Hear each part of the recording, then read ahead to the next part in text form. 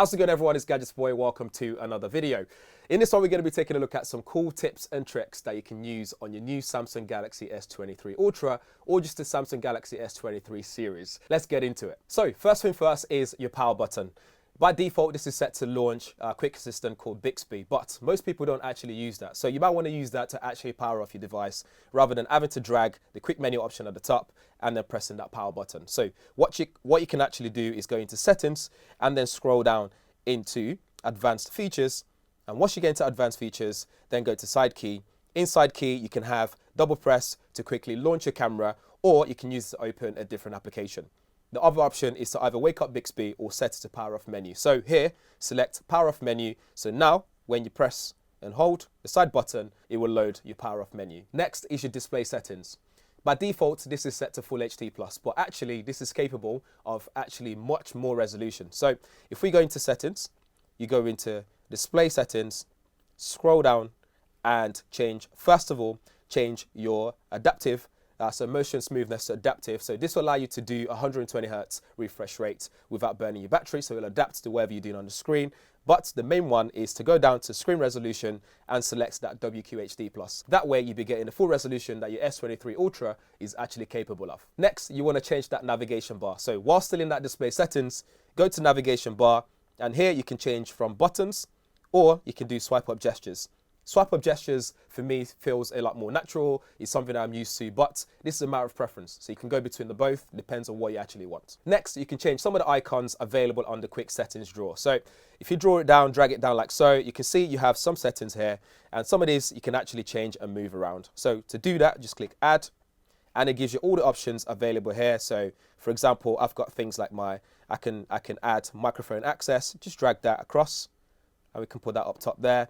So that way I can always go back down up here and look at things like your microphone access. So you can turn that off completely, so no application will have access to your microphone, for example. So play around with that and set it the way that you want it to be. Next, you might notice that my icons are smaller on this at the moment.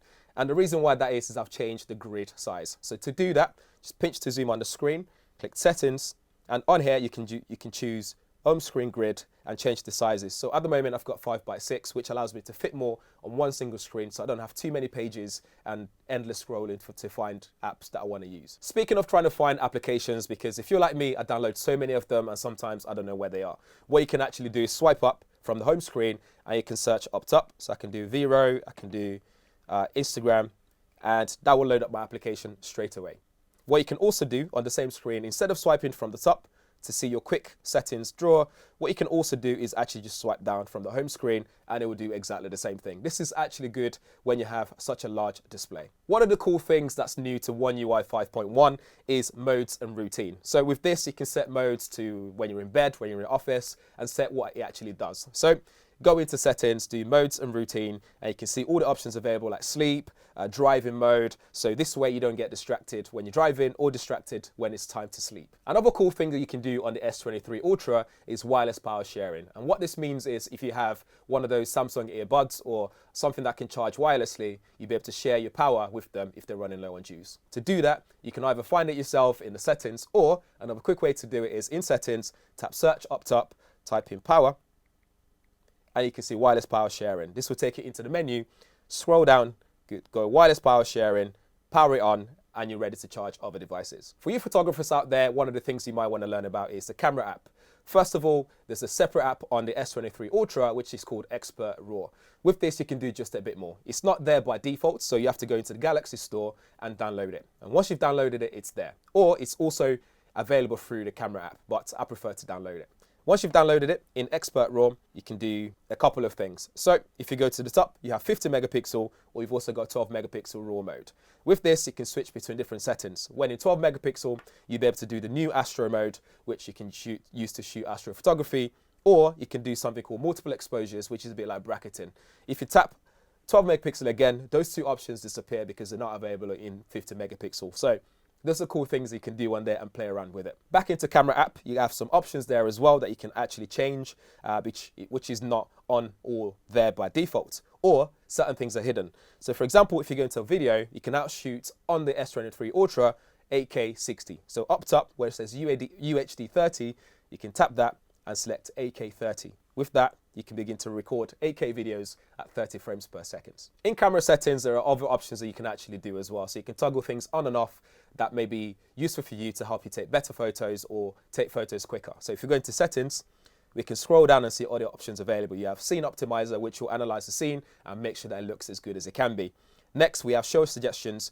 With that, you can have the option to have best shots on the screen. So when you're taking photos, it will give you some suggestions to make sure you get the best photo possible.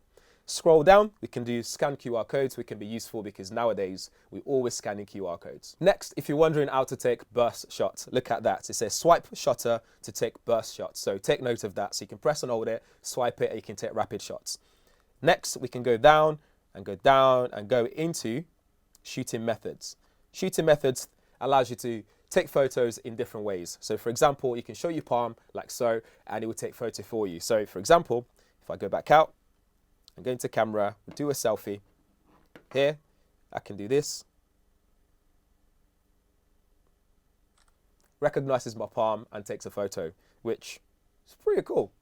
If you like to shoot RAW photos, another thing to turn on is to shoot in RAW format. So when shooting in Pro mode, you want to save it as RAW photo rather than JPEG, so you can edit it a bit further down the line. So what you can do is go into advanced picture options, and here you can do Pro mode picture format and save it in RAW or RAW and JPEG. RAW and JPEG if you have space for it, but if you don't have enough storage, you can select RAW format alone or just JPEG. The same goes for video as well. So in advanced video mode, you can turn things like HDR10 plus videos. With this, you'll be able to get more colors, you'll be able to adjust a few more things and get more details out of your video.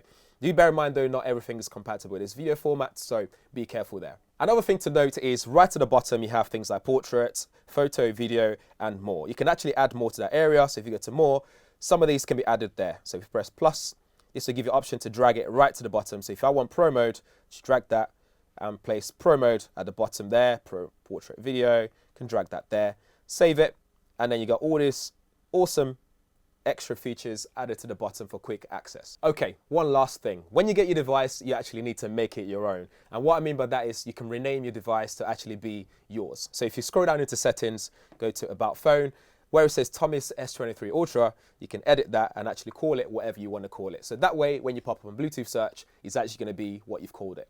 So that's all the cool tips and tricks and stuff that you need to do first when you get your device. I didn't even dive into always on display and some of the other things you can do, but those are the stuff that I feel like everyone should do first. Anything else that you know, drop them in the comments below for everyone else to know. And if this is your first time around here, please do subscribe, smash the bell notification, and I hope that you found this useful. Thanks for watching. I'll see you in the next one.